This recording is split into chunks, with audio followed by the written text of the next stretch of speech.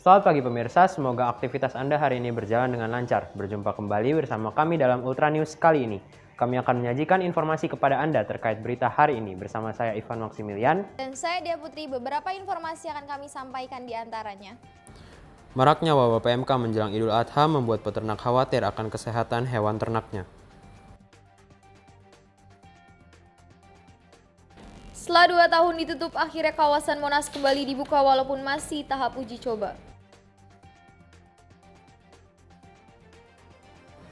Tebet Eco Park menjadi rekomendasi salah satu destinasi wisata keluarga di akhir pekan.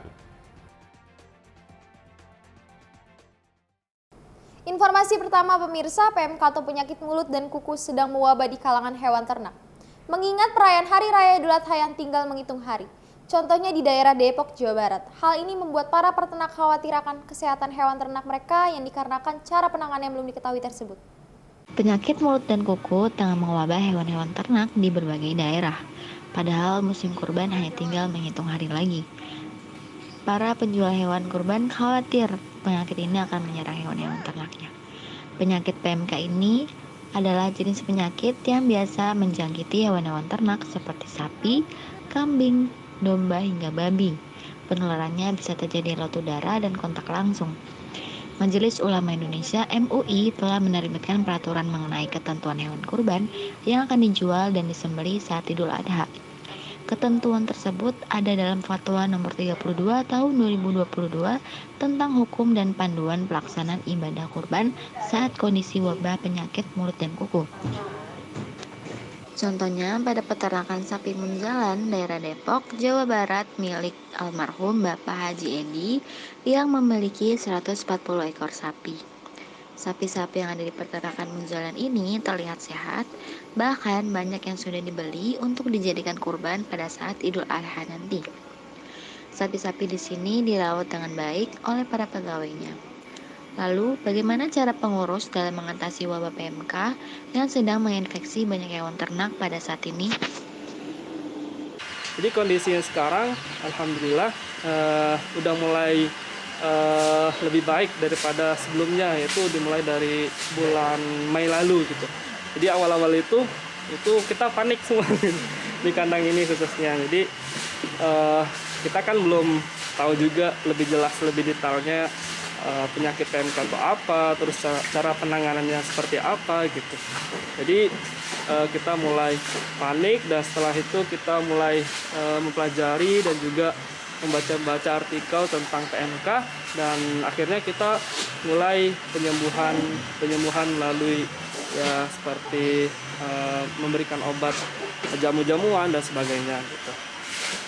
PMK bukan tergolong zoonosis atau penyakit yang ditularkan hewan ke manusia, sehingga daging hewan yang terpapar penyakit pun tidak akan membahayakan manusia apabila mengkonsumsi daging tersebut. Terdapat 3 hukum kurban dengan hewan yang sudah terkena PMK, yakni sah, tidak sah, dan sedekah. Yang artinya hewan yang sudah terkena wabah PMK ini dapat dijadikan hewan kurban jika memenuhi beberapa syarat yang sudah ditentukan, yaitu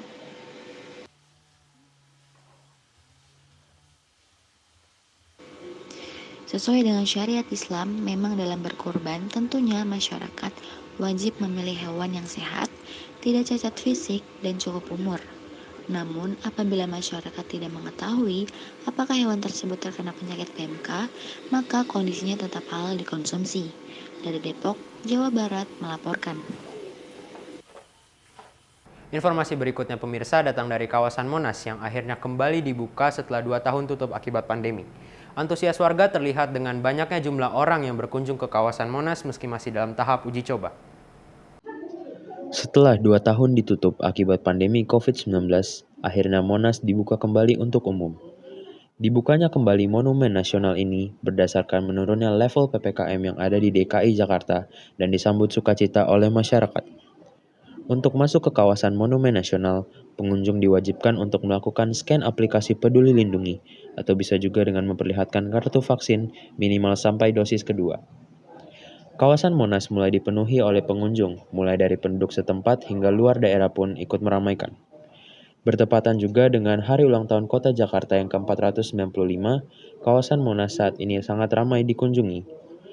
Selain berfoto, sejumlah pengunjung juga terlihat bersantai dengan rombongan keluarganya di area Taman Monas.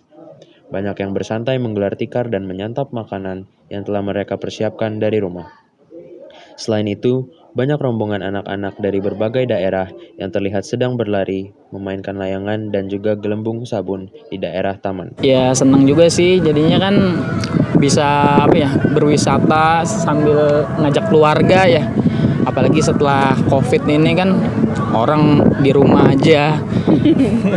Jadi sekarang bisa rekreasi lagi dan terjangkau lah harganya juga masuknya. Namun, pembukaan kembali Monumen Nasional saat ini akan dilakukan secara terbatas dan bertahap. Pembukaan dimulai dari kawasan luar Tugu Monas. Kawasan Monas dibuka mulai pukul 6 pagi sampai pukul 4 sore waktu Indonesia Barat. Dari Jakarta, melaporkan. Baik pemirsa, untuk mengetahui situasi terkini di kawasan Monas, kami telah terhubung dengan rekan kami Nofri Indra yang telah berada di lokasi. Indra, bagaimana kondisi di kawasan Monas saat ini? Baik, terima kasih Fanandia. Saat ini saya sudah berada di kawasan Monas.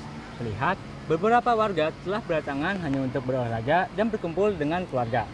Terlihat juga di belakang saya terdapat beberapa warga yang sedang berfoto-foto di bagian Taman Monumen Nasional. Dan juga saya tadi sebelum memasuki kawasan Monas diwajibkan untuk scan barcode aplikasi Peduli Lindungi atau memperlihatkan kartu vaksin minimal sampai dosis kedua. Kawasan Monumen Nasional ini dibuka masih dalam tahap uji coba, di mana warga atau pengunjung hanya diperbolehkan untuk memasuki kawasan keluar, yaitu bagian taman. Sedangkan untuk kawasan museum hingga ke atas Tugu Monas ini masih ditutup seiring diberlakukannya uji coba untuk sarana dan prasarana secara resmi. Walaupun hanya bisa mengunjungi bagian keluar pun, masyarakat masih berantusias karena memang Monumen Nasional ini sudah lama sekali ditutup sejak adanya pandemi COVID-19. Lalu, untuk jam operasionalnya sendiri dibuka setiap hari Selasa hingga hari Minggu mulai dari pukul 6 pagi sampai pukul 4 sore. Dan untuk memasuki akses Monas ini terdapat hanya satu pintu masuk dan pintu keluar di kawasan Irti Monas, tepatnya pintu Lenggang. Jadi, pengunjung bisa langsung memarkirkan kendaraan dan memasuki kawasan Monas. Sekian informasi yang saya berikan. Kembali ke studio. Beralih ke informasi berikutnya, pemirsa, kualitas udara di Jakarta menempati posisi pertama sebagai kota dengan kualitas udara terburuk di dunia. Kebiasaan masyarakat dalam menggunakan kendaraan pribadi menjadi penyebab rusaknya kualitas udara. Data menyebutkan transportasi menyumbang sekitar 40% atas buruknya kualitas udara di Jakarta. Akhir-akhir ini langit di Jakarta warnanya sudah tidak lagi biru, dikarenakan polusi dari asap kendaraan yang mulai memadati jalanan ibu kota setelah dilonggarkannya PPKM pandemi COVID-19. Menuju masa endemi, masyarakat mulai diperbolehkan beraktivitas kembali di luar rumah. Melalui laman resmi di Jakarta, IQR mencatat indeks kualitas udara di ibu kota mencapai 188 atau masuk kategori tidak sehat. Adapun kategori kualitas udara tidak sehat berada pada rentang indeks 151 hingga 200 berdasarkan IQR. Dengan kualitas udara itu, IQR menempatkan Jakarta di posisi pertama sebagai kota dengan kualitas udara terburuk di dunia. Kemudian disusul Dubai di unit Emirat Arab dengan indeks mencapai 160 dan di posisi ketiga diisi kota Santiago di Chile yang mencapai indeks 158. Kebiasaan masyarakat dalam menggunakan kendaraan pribadi juga mempengaruhi kualitas udara dan mengancam kesehatan serta kualitas hidup masyarakat. Lalu, bagaimana tanggapan pengguna jalan terkait memburuknya udara yang ada di ibu kota? Kalau menurut saya kondisi udara saat ini cenderung lebih polusinya lebih tebal lagi ya. Karena mungkin volume kendaraan juga udah mulai padat lagi, jadi udara sudah semakin kurang nyaman ya kalau dibandingkan saat PPKM kemarin saat pandemi. Data menyebutkan transportasi menyumbang sekitar 40% atas buruknya kualitas udara di Jakarta dan sekitarnya. Maka pemerintah perlu membuat aturan tambahan atau gebrakan yang berpengaruh terhadap kualitas udara dan kemacetan, misalnya dengan menganjurkan masyarakat untuk beralih ke angkutan umum. Alam telah menyediakan apa yang kita butuhkan, salah satunya adalah udara yang kita hirup setiap hari, maka sudah menjadi kewajiban kita untuk menjaganya agar kualitas udara yang kita hirup bisa menyehatkan tubuh kita. Zaskia Septi dan Yasmin melaporkan kembali ke studio. Pemirsa, COVID-19 memberikan banyak dampak bagi setiap bidang di masyarakat selama kurang lebih hampir 2 tahun ini. Untuk mengetahui dampak tersebut, telah kami siapkan dialog yang akan dipandu oleh rekan kami, Yulfani Almadea, bersama Kasih Kesra atau Kepala Seksi Kesejahteraan Kecamatan Kalideres, Jakarta Barat, Bapak Andi Koswara. Berikut informasinya untuk Anda. Halo pemirsa, selamat datang di Dialog Rakyat. Saat ini bersama saya Yulfani Almadea. Saat ini saya sedang bersama Bapak Andi Koswara selaku Kasih Kesra atau Kepala Seksi Kesejahteraan Rakyat Kecamatan Kalideres. Baik Pak, selamat pagi. Apa kabar? Pagi deh, baik, alhamdulillah. Sebelumnya terima kasih atas waktu dan kesempatannya telah menerima kami untuk berdiskusi sedikit mengenai dampak pandemi COVID-19 ini. Siap. Baik Pak, pertanyaan pertama, pandemi COVID-19 telah berlangsung selama 2 tahun terakhir, dan dari yang kita lihat selama pandemi ini penerapan PSBB cukup berdampak buruk bagi beberapa masyarakat, khususnya para pekerja yang terkena PHK, dan mereka menjadi sulit untuk mencari nafkah. Bagaimana pandangan Bapak mengenai hal tersebut? Baiklah, selama terjadinya pandemi selama 2 tahun terakhir ini, dan beberapa yang sangat krusial yang berdampak kepada masyarakat, khususnya yaitu masyarakat yang terkena terkena PHK, itu menjadi ada beberapa yang ada kesulitan, terutama dalam terjadinya lah di dalam suatu kelompok itu pengangguran dan di samping itu kan berarti ada kesulitan untuk mencari nafkah.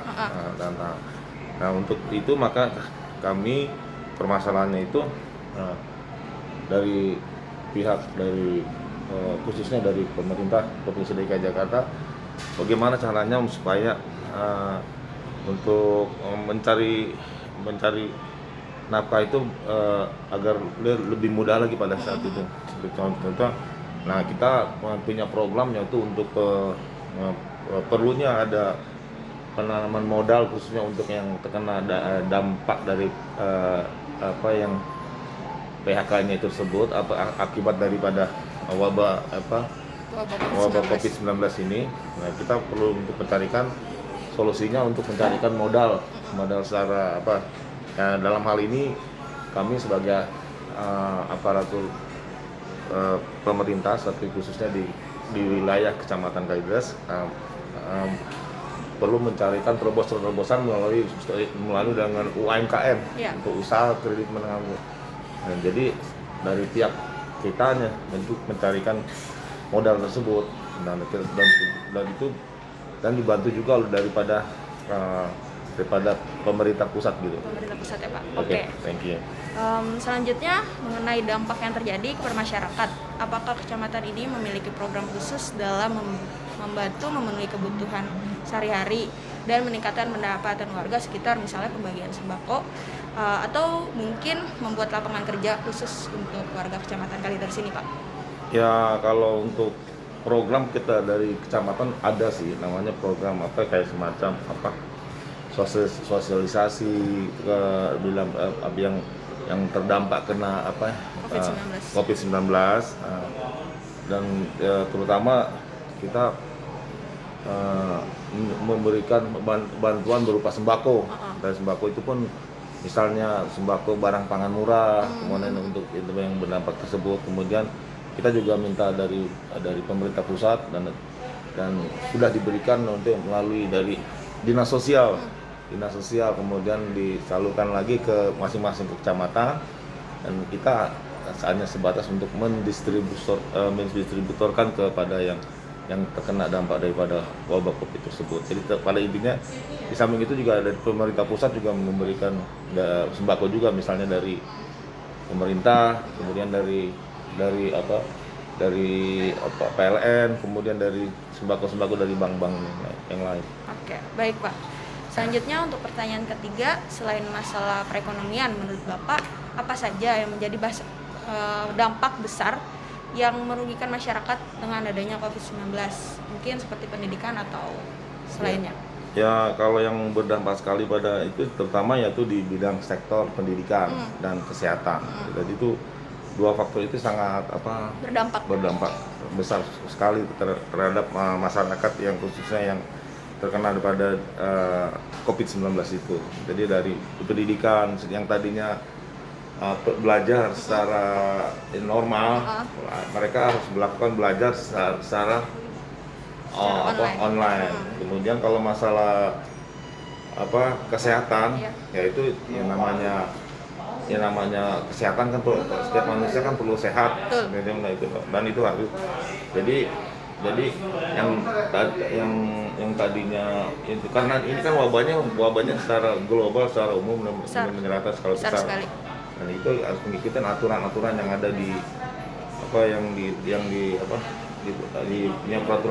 yang ada di pemerintah pusat. Mengikuti misalnya memakai masker, jaga jarak, mencuci tangan, dan tidak berkerumunan di tempat satu.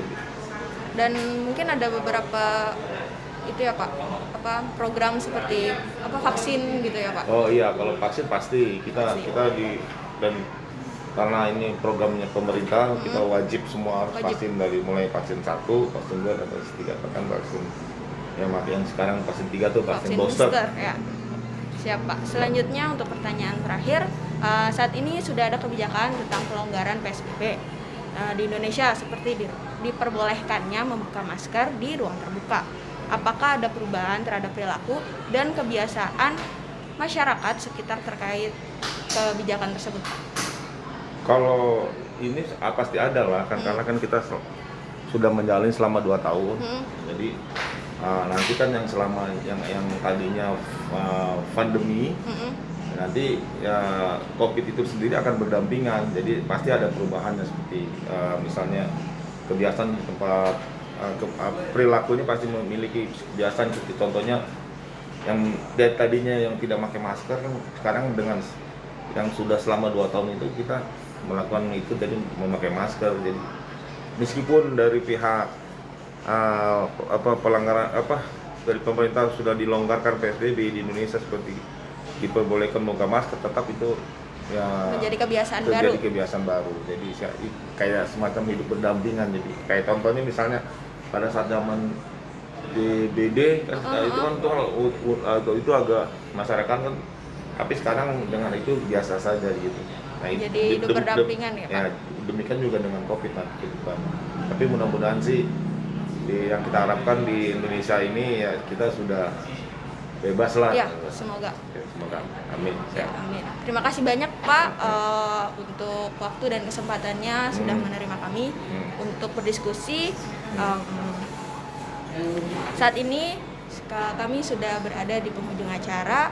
Semoga bincang-bincang kali ini bermanfaat untuk kita semua, dan semoga juga COVID-19 telah berakhir, jadi kita bisa kembali beraktivitas secara normal ya Pak ya. Amin. Bersama saya Ilhania Almadea dan tim pamit undur diri. Selamat pagi dan sampai jumpa. Pemirsa, saat ini Jakarta memiliki jembatan baru yang ikonik dan menjadi satu-satunya JPO yang memiliki lintasan untuk para pesepeda, Ivan. Ya, betul sekali. Uniknya lagi pemirsa, jembatan ini memiliki bentuk yang menyerupai kapal pinisi. Dan bukan hanya itu, jembatan ini juga menjadi spot foto favorit bagi warga Jakarta dan wisatawan dari luar daerah. Berikut informasinya untuk Anda. Halo pemirsa, ada yang udah tahu belum nih tentang jembatan yang baru aja dibangun di daerah Karet Sudirman, Jakarta Selatan? Jembatan penyeberangan orang yang berlokasi di Karet Sudirman ini diresmikan pada tanggal 10 Maret 2022 oleh Pemprov DKI Jakarta. Ada yang bisa tebak nama jembatannya? Nah, nama jembatan ini adalah Jembatan Pinisi. Jembatan ini berkonsep kapal pinisi karena bentuknya menyerupai kapal yang bersistem pinisi. Jembatan Pinisi ini menjadi ikon baru yang unik di kota Jakarta dan menjadi satu-satunya JPO yang memiliki lintasan untuk sepeda nih. Di jembatan tersebut sudah disediakan juga lintasan khusus bagi pejalan kaki dan pesepeda, supaya mobilitas di atas jembatan tetap teratur. Nah, ada yang lebih unik lagi nih pemirsa. Jembatan ini memiliki lift berukuran ekstra besar untuk mengakomodasi 8 hingga 9 sepeda dan juga dapat menampung sampai 30 orang. Wah, kebayang nih seberapa luasnya ya. Di bagian atas jembatan juga terdapat anjungan pandang yang menjadi spot favorit para pengunjung, karena dari atas mereka dapat melihat kemegahan kota Jakarta. Tempat ini dimanfaatkan pengunjung untuk hunting foto atau sekedar bersantai. Jembatan ini juga dilengkapi dengan alarm sensor badan atau people counting method, di mana sensor ini dipasang untuk menghitung banyaknya pengunjung yang ingin naik ke anjungan pandang. Batas kapasitas untuk naik ke anjungan pandang adalah 50 orang, dan sensor secara otomatis akan menunjukkan angka berwarna merah apabila batas tersebut melebihi 50 orang. Canggih banget bukan? Sejak diresmikannya jembatan ini, warga sangat berantusias mengunjungi jembatan Pinisi untuk menikmati suasana Jalan Sudirman dan gedung-gedung pencakar langit dari atas jembatan. Pemandangan malam hari di selatan ibu kota ini menjadi daya tarik pengunjung untuk mampir dan bersuah foto. Sebelumnya udah berapa kali ke jembatan Pinisi, Kak? Baru pertama kali ini. Kalau boleh tahu first impression Kakak tentang jembatan ini apa? Ya, apa ya? Bagus sih. Ya, unik gitu. Unik ya? Oh, tujuan Kakak ke sini? Penasaran aja, lagi viral gitu. Ya, jadi pengen tahu. Saya jauh-jauh kan dari Cengkareng gitu. Dari Cengkareng? Iya. Itu yang pertama kalinya? Pertama kali. Kalau boleh tahu first impression-nya untuk halte ini gimana jembatan ini? Menurut kami bagus, nyaman, bersih, enak aja buat gitu. Jembatan yang memiliki panjang 66,20 meter ini langsung terhubung dengan halte Transjakarta Karet Sudirman. Jadi bagi para pemirsa di rumah yang ingin pergi atau berkunjung ke jembatan ini, Anda bisa menggunakan Transjakarta dan turun di halte Karet Sudirman. Wah, bisa jadi list baru nih untuk tempat hunting foto. Bagaimana pemirsa? Apa Anda tertarik untuk berkunjung ke jembatan Pinisi? Jangan lupa ya untuk selalu patuhi protokol kesehatan dimanapun Anda berada. Dari Jakarta, melaporkan. Setelah kita melihat pemandangan di ibu kota pemirsa, tidak lengkap rasanya jika kita tidak mencicipi kuliner yang sudah tidak asing lagi untuk kalangan pengguna KRL, tepatnya berada di stasiun Pondok Cina dia. Betul sekali Ivan, letaknya sangat strategis karena dekat dengan beberapa universitas. Bukan hanya itu saja, beragam jajanan kaki lima di sana terbilang cukup murah, tetapi rasanya tidak kalah jauh dengan kuliner lainnya. Mari kita saksikan bersama pemirsa. Ya pemirsa, saat ini saya sedang berada di kawasan stasiun Pondok Cina, Kota Depok. Tepat di belakang saya banyak sekali kuliner dan juga pedagang yang sedang menjajakan dagangannya. Di kawasan ini juga dekat dengan beberapa universitas, yakni Universitas Indonesia dan juga Universitas Gunadarma. Nah, kenapa sih banyak mahasiswa ingin datang dan juga berkunjung di kawasan ini? Karena memang kawasan ini dekat dengan kampus. Lalu apa aja ya jajanan yang bisa kita dapat? Stasiun Pondok Cina atau yang biasa disebut Pocin ini berada di daerah Depok, Jawa Barat. Stasiun ini dekat dengan beberapa universitas, yakni Universitas Indonesia dan juga Universitas Gunadarma. Kawasan ini selalu ramai karena jaraknya dekat dari kampus. Tak heran jika pembeli yang ada di sini mayoritas adalah mahasiswa. Lalu, apa saja jajanan yang bisa ditemukan di sini?